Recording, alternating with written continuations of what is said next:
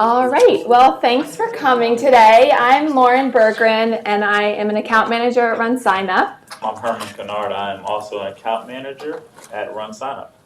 So we have the same job.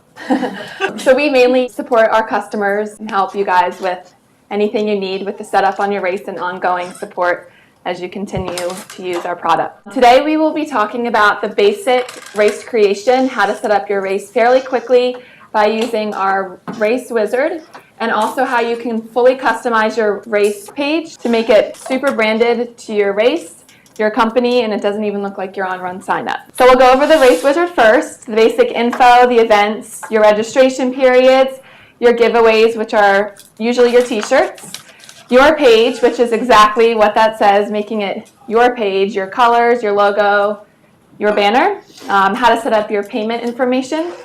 And then we will also touch on making some custom content pages and some other fun things. Show of hands, how many of you have set up by yourself a race page on RunSignup? Cool. So, a couple. Half a page.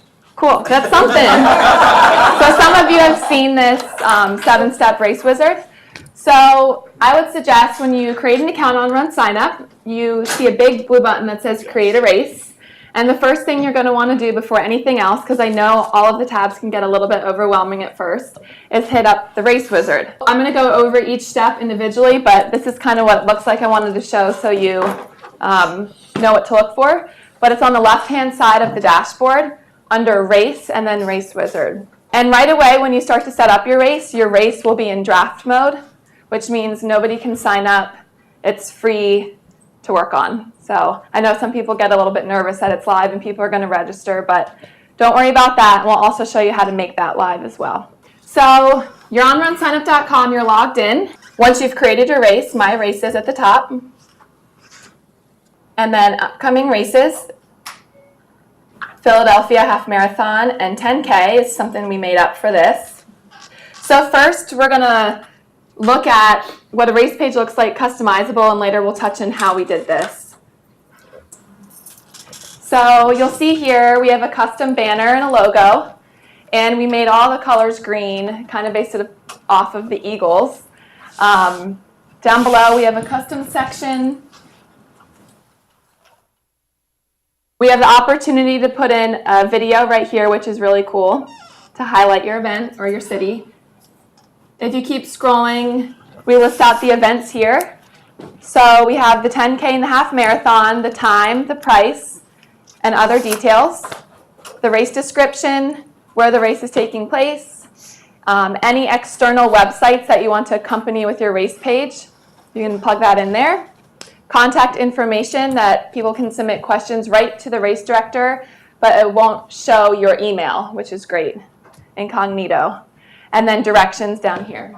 Lauren, I have a question. So where you say the other websites, what would be an example of what you would put there? Would that be like hotel lodging, or what would you put? So for example, a festival that they have, I'm working with a vegan food and wine festival right now, which is pretty cool. The 5K is a small part of their festival, so they linked the festival page to this. So that, okay. Yeah. So it's an adjunct. Yeah. But you all are a special case with your partner page, so I can talk to you offline about that. All of the individual tabs, when you scroll down, are those adjustable? Like, can we can order them? And, yep. Okay. We'll get into that too, how that's customizable. Yep. So to get to the race wizard, right here is race dashboard. On the left-hand side, race, and then race wizard. So your basic info, plug in your race name here, race description, your location, time zone, contact information. External race URL is what we were just talking about, linking it to another site if you need to do that. Facebook page ID, you can actually put in your Facebook page ID on here, and it will link directly to your Facebook page with a sign up button, which is pretty cool. Event name, the distance, the type. We have a lot of types here, and we're probably not taking any requests for any others because this list is getting really long. So if it's not under here, it's probably other.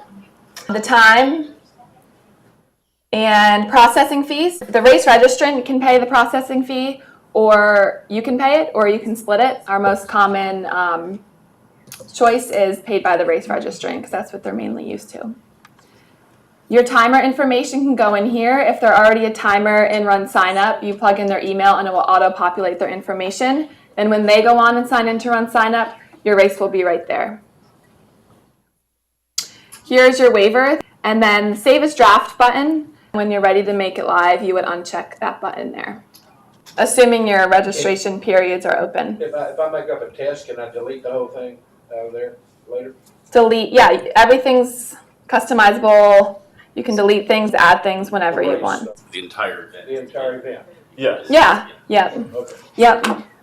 So if you needed to delete an event, it's these X's right here. Yep. And then up and down is moving the event up and down visually on the race page. Step 2 is events. Normally you don't have to fill out anything else on this page, but this is if you have more detail.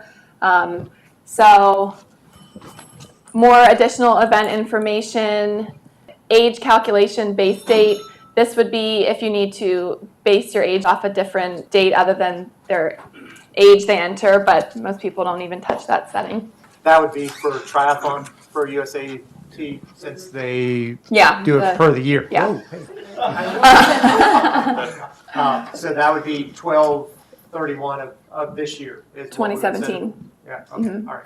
So step 3 is where you create your registration periods. Normally we see early, regular, and late pricing periods.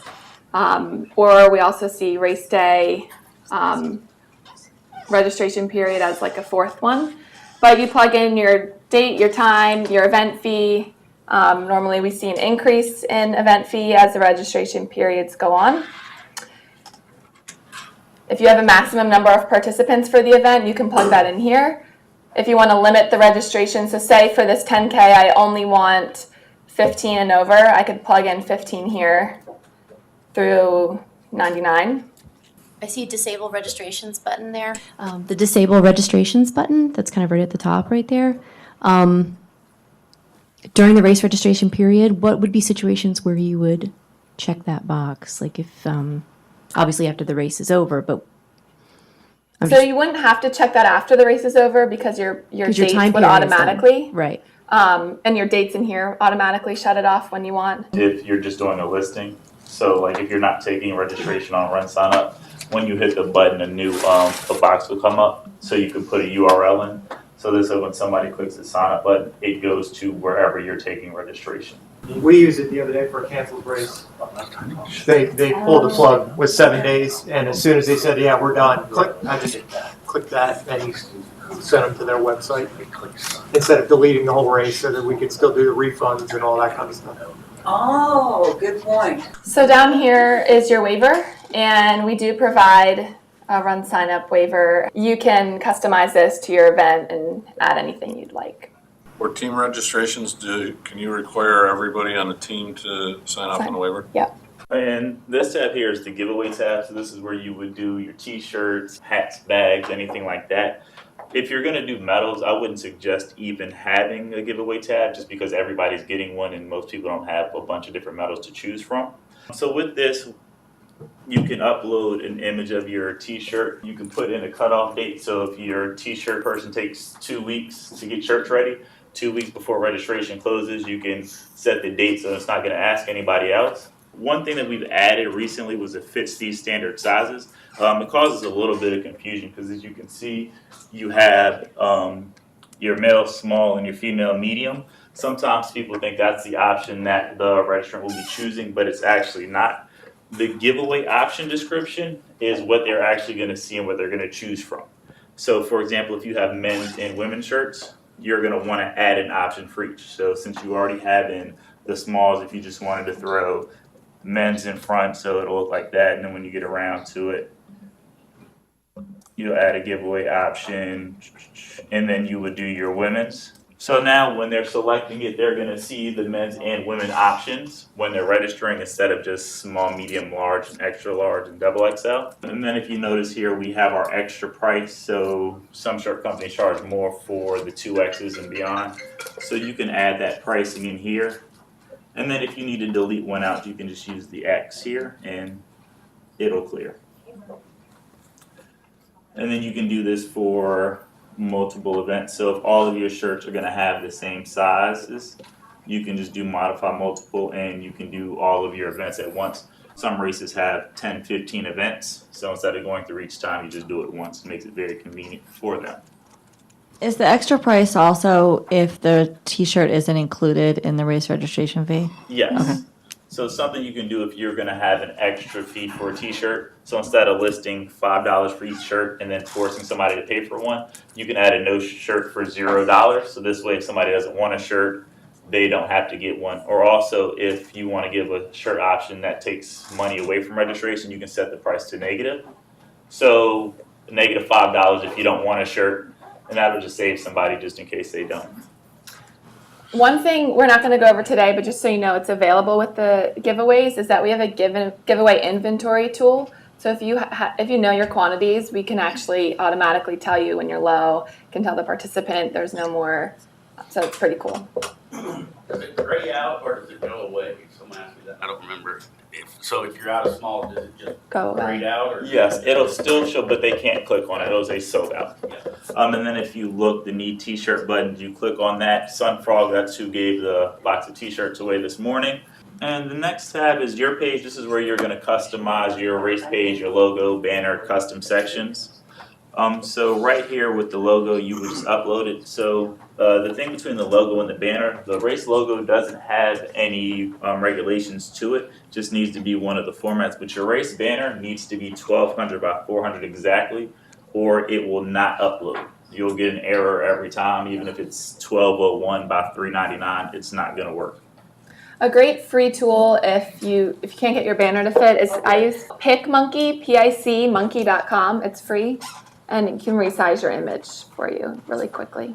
And then if you scroll down a little bit, you'll see there are some different options that you can do to customize your race page. So if you don't want the directions map to show up, you can uncheck it. It'll hide that. And then here are a few other options that you can select. So you can even change the word event to something else. So if maybe you don't want to have the word event, you want to have it say walk or swim, you can do that.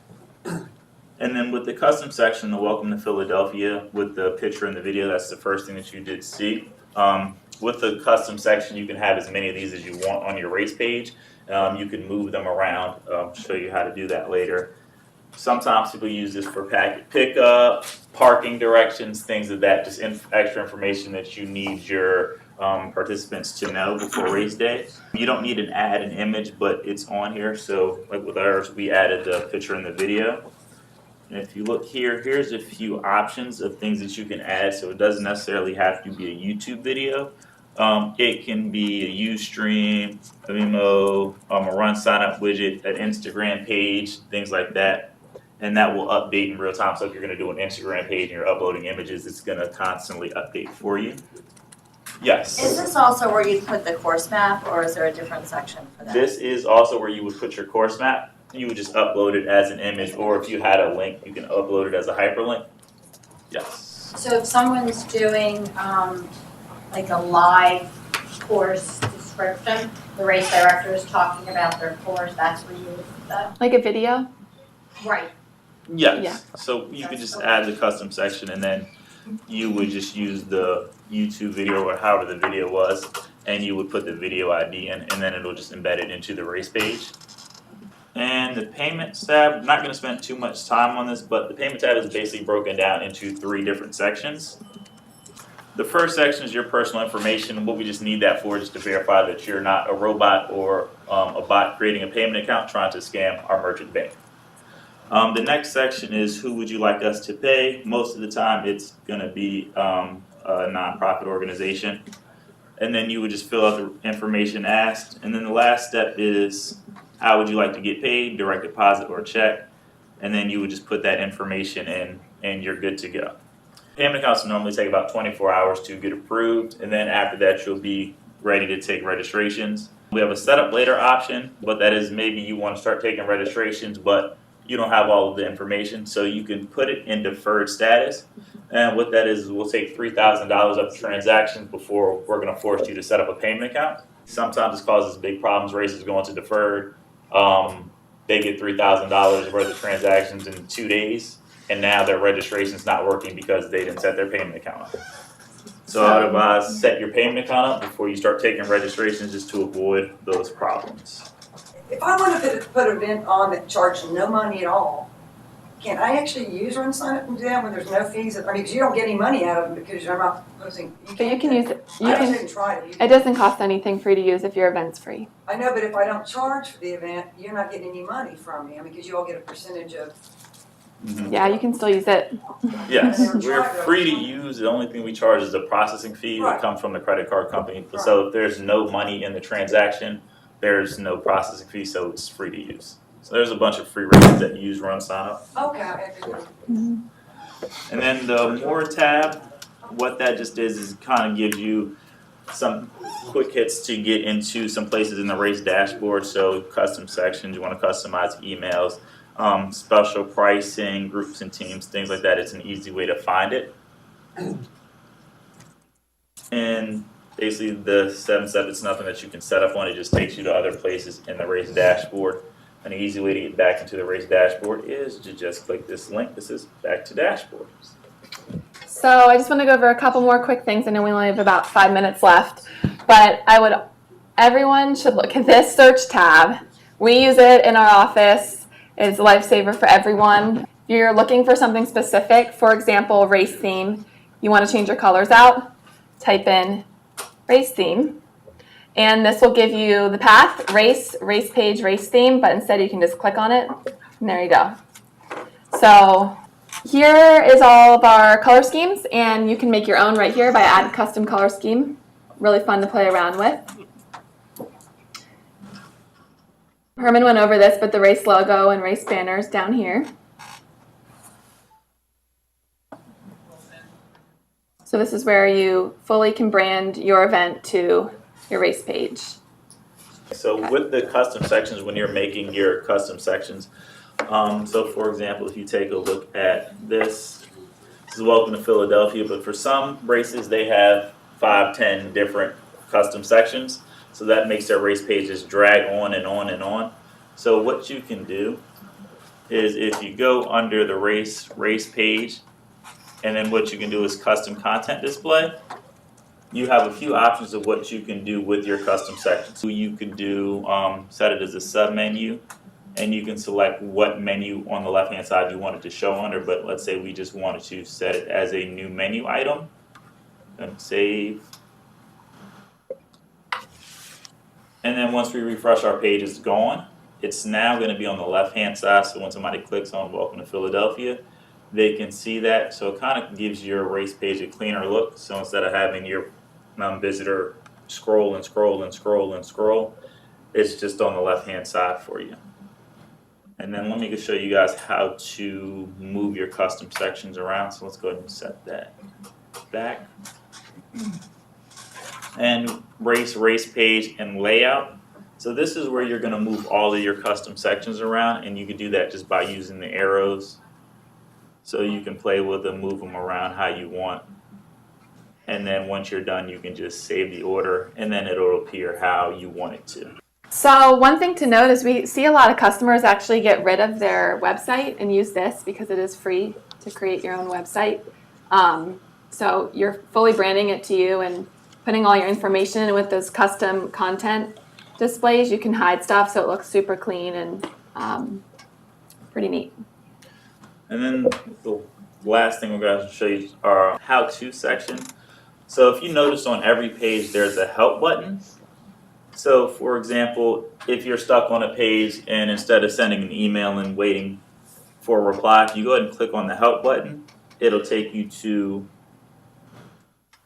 a how-to video. That'll just walk you through the page that you're on. So most of the pages have a YouTube video and some written directions. So most of the time you're going to want to go to tutorials for directors. We have tutorials for runners and all users.